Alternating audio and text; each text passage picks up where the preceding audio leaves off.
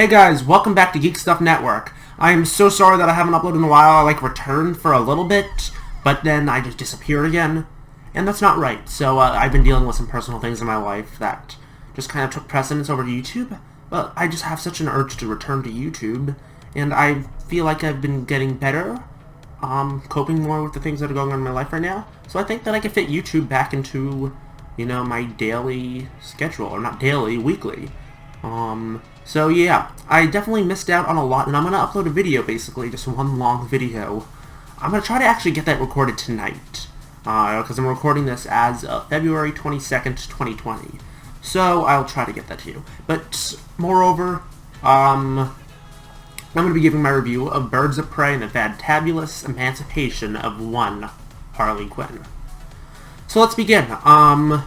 Yeah, I saw this movie about a week ago, but I didn't get a chance to, record my reaction because, I was away for a little bit, which really kind of helped me to recuperate and improve on, the things that, were, that my afflictions, and I think, that's definitely helped me. I was just in Cancun, actually.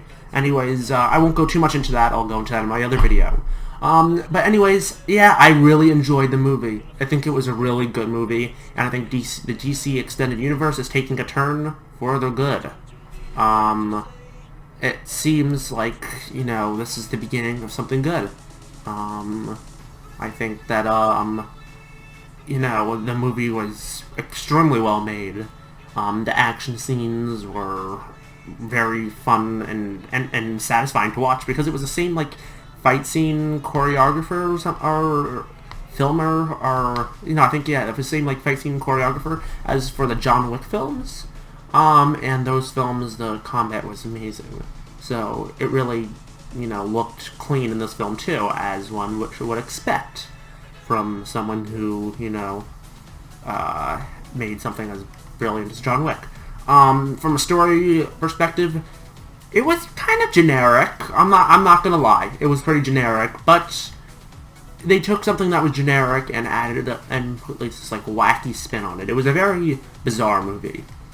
The non-linear storytelling, I think that's always really interesting, and it felt kind of like Deadpool. And again, John Wick 3 elements too, where everyone, spoiler by the way, everyone was kind of after Harley Quinn. It seemed like after, she made it public, that her and the Joker were done, everyone in the city seemed to be coming after her, just like in John Wick, where when the bounty was placed on him, every assassin in the city started going after him. So I did see a little bit of a parallel there, which I found to be interesting. But, I thought that was really cool. And then there's some Deadpool stuff where Harley Quinn didn't quite break the fourth wall like Deadpool did, but she definitely did a little bit, which I liked. I enjoyed that. I think that really, added to her as a character and made it feel, and she had such a dynamic range of emotions. She was so unpredictable too, which is really captures the essence of the character Harley Quinn, who is such an unpredictable character. And she's, what you tend to forget is that she's actually very intelligent too, because she was a psychologist before she was enticed by the Joker, and then turned into Harley Quinn after jumping into the chemicals in the Ace Chemical Labs, which, by the way, they tied into Suicide Squad pretty nicely, too. They had the direct reference to the Ace Chemicals lab, so that was pretty cool. It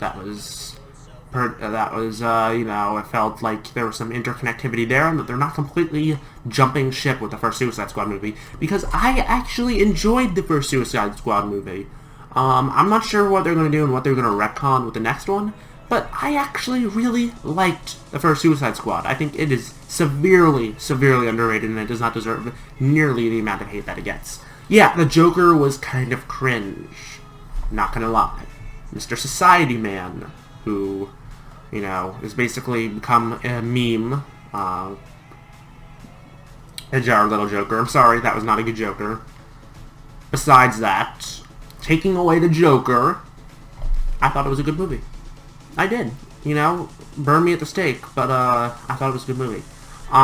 Anyways, back to Birds of Prey. Everything kind of came together really nicely. It was not really a Birds of Prey movie. It was much more of a Harley Quinn movie. I guess that's why they changed the name.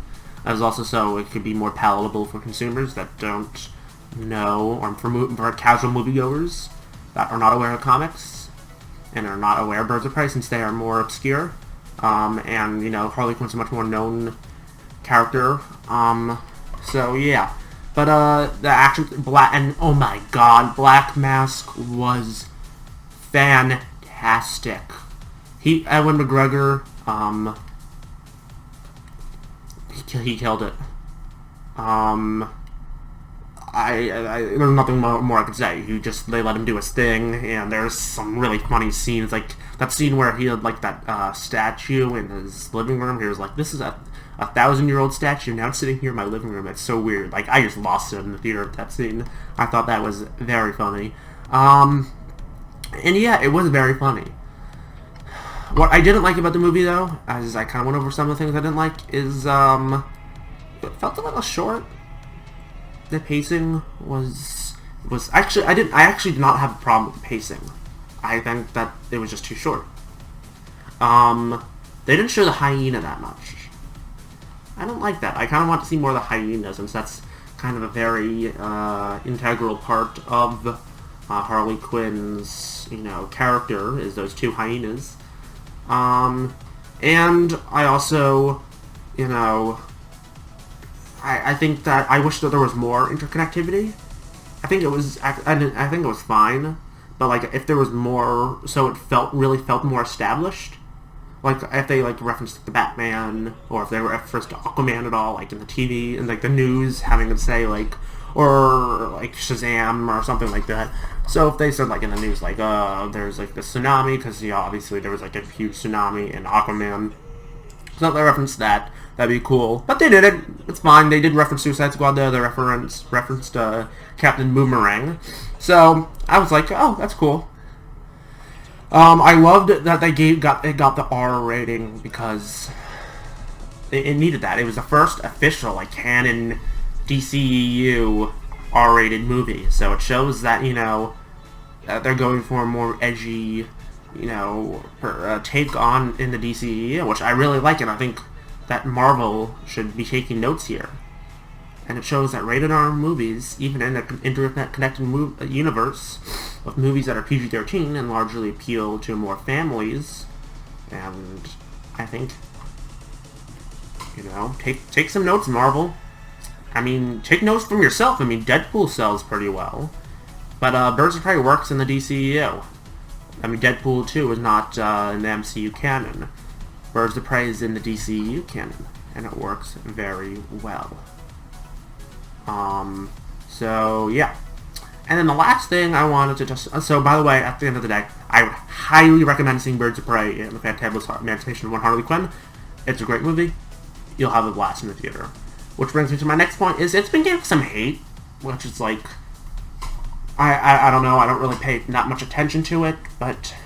You know, there are some channels that are like saying like, oh, it's like SJW woke stuff. There was none of that on there. Take it from me, who is not like, you know, a reactionary, who's just trying to, you know, clickbait people with misleading videos. There was none of it. There was none of it. So yeah, there's also apparently. I'll make another video on it, but apparently Birds of Prey fans are like trying to trash Sonic 2. The Sonic movie. I'm seeing it tomorrow, and I'm just like, come on, grow up. I'm sure Sonic is going to be great tomorrow, and Birds of Prey is great. So anyways, thank you guys. It's been Geek Stuff Network. See you in the next video. I don't mind you coming here and wasting all my time.